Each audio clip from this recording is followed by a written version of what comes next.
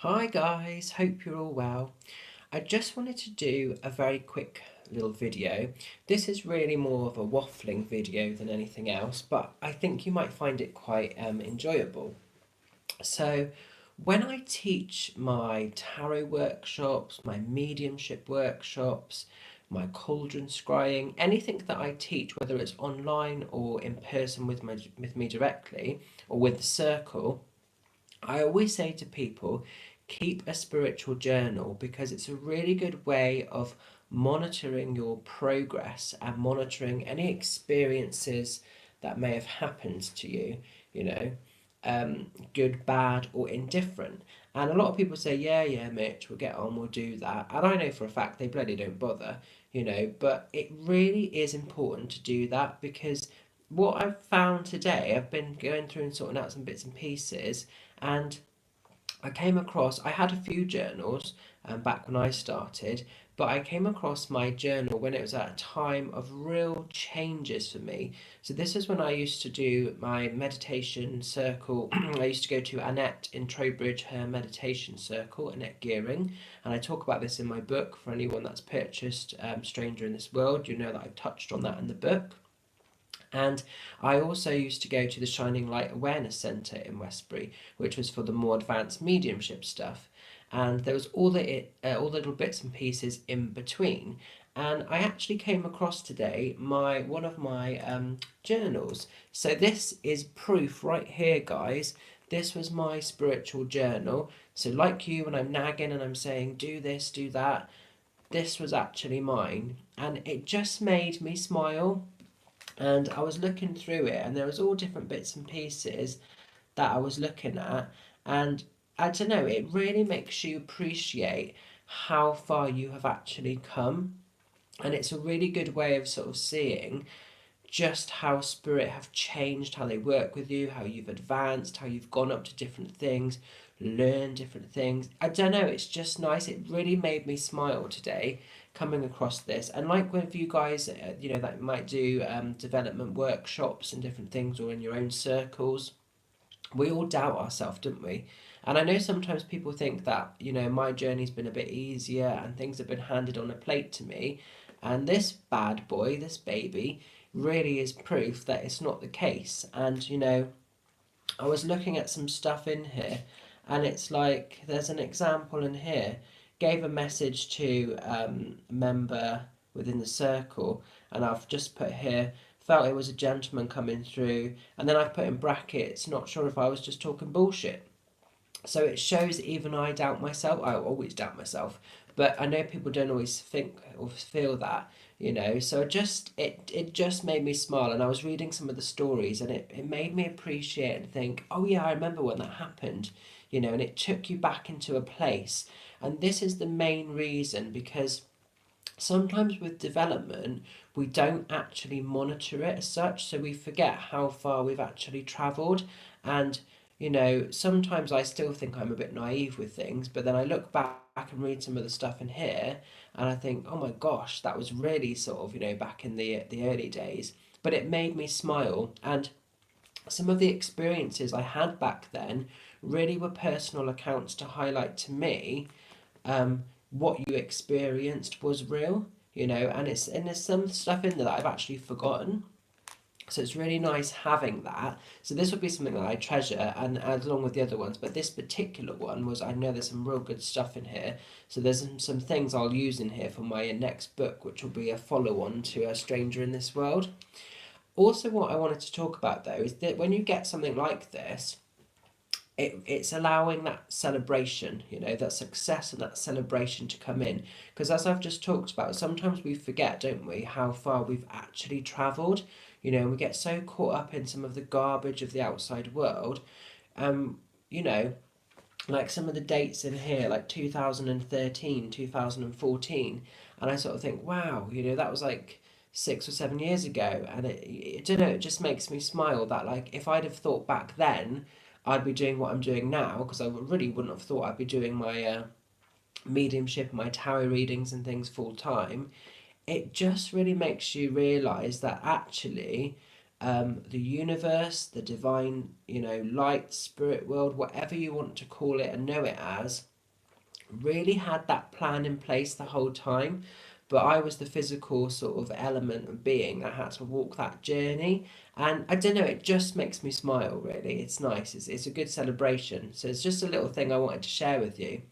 What also I found that was tucked in this particular book, a sneaky little note, which actually is something when I first started serving churches and centres, often they would require or they would prefer you to read a little something out. I tend not to do that so much anymore because I must admit I'm more about the mediumship. I just want to get in there and get, connected with the spirit world. But this actually really resonates with something that's happening or been happening tail end of last year into this year a little bit. So I thought that there's a hidden message here. So that it's almost like the spirit world wanted to remind me that of this. So I'm going to share this with you, which is a reading that sometimes I used to read out when I first started out doing the centres and the churches. And it may resonate with you, it may not, but it just made me smile. So I thought it's something that I am going to share with you. So I don't actually know who it's by. The author that was unknown with this particular extract, but I'll just read it to you, okay?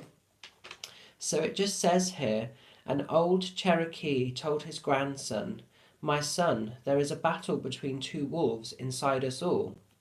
One is evil. It is anger, jealousy, greed, resentment, lies and ego. The other is good. It is joy, peace, love, hope, kindness, empathy and truth." The boy thought about this for a moment and asked, "Grandfather, which wolf wins?" The old man quietly smiled and replied, "The one that you feed." And then I've put a conclusion here, so I'll read this out to you. Although we choose to work with spirit, we have to choose and work with them in the correct way. It is up to us to work and feed the good wolf in all areas of our lives, not just with our spiritual work, but in our physical world as well. We are responsible for our own actions. We must remember to always work in the divine love, light, and truth.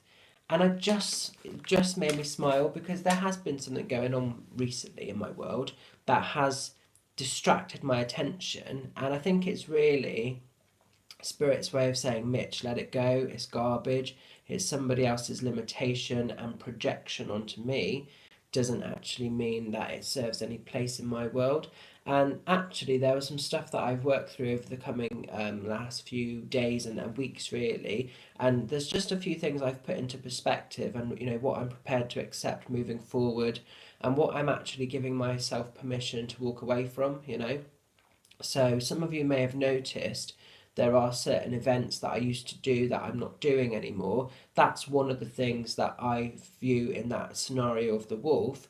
I'm choosing not to feed the bad wolf, I'm correcting something, and I'm just pulling back a little bit to protect my own energy.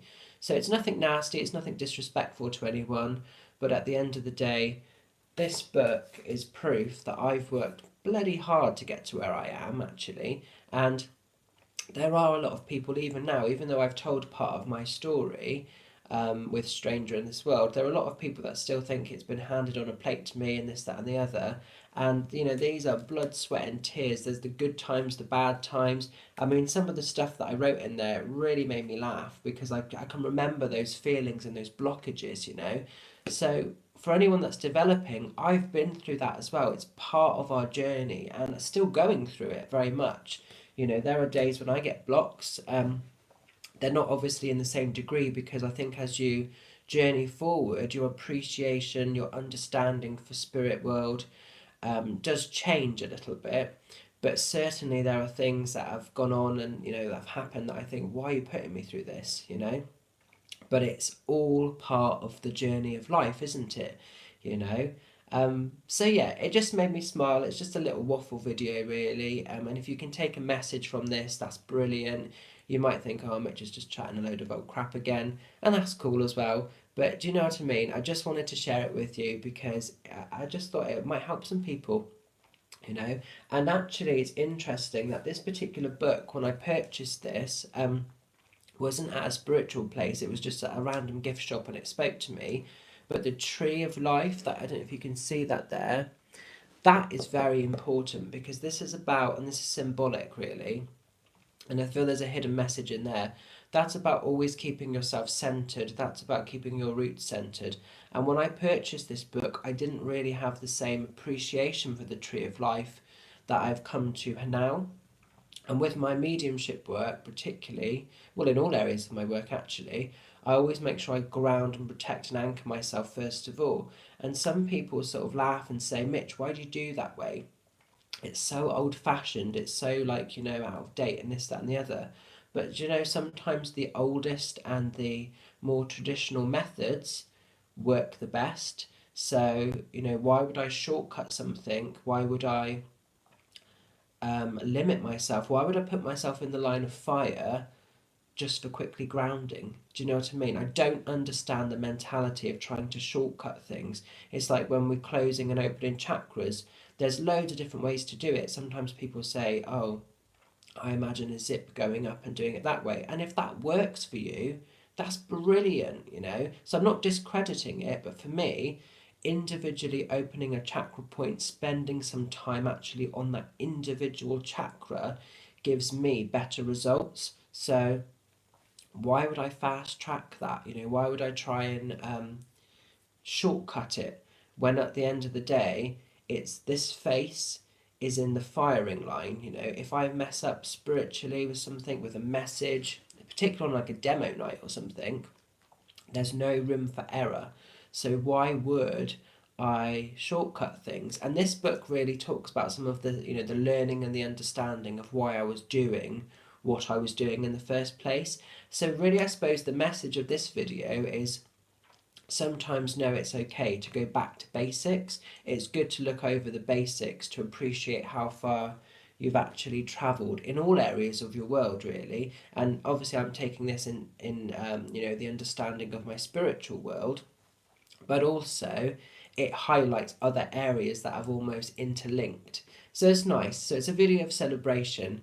So I just wanted to share that with you. I hope it resonates with some of you. Take care, wishing you a magical week and weekend ahead.